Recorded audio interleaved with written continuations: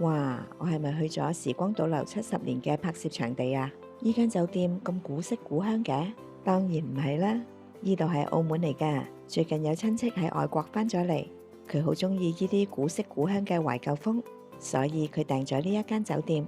酒店位於澳門嘅新馬路，始建於1920幾年。呢間酒店當時好威㗎，係澳門第一間有升降機嘅酒店。早幾年將佢全等翻新，只保留咗個外立面，但係裡面嘅裝修全部都走懷舊風，同氹仔好多大型嘅賭場酒店完全唔同感覺㗎。你睇下，連門口嘅門童都着緊長衫㗎。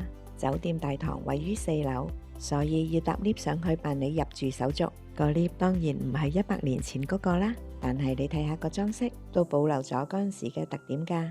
辦好入住手續，我哋就去攞房啦。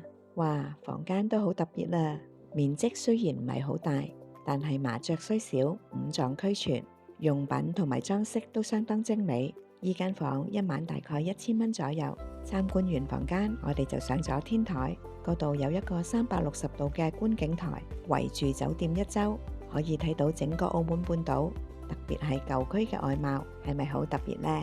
我哋見呢度環境咁好，又有一個酒吧，所以決定晚黑上嚟飲返一杯，再飽覽一下澳門嘅夜景。酒店附近好多旅遊景點㗎，包括好多間入咗世遺嘅教堂、大三巴牌坊同埋澳門嘅民生區。話咁快就到夜晚啦，酒店嘅外貌係咪都好靚呢？再俯瞰一下澳門嘅夜景，喺呢度吹下風、傾下偈、飲返杯嘢，真係幾舒服㗎。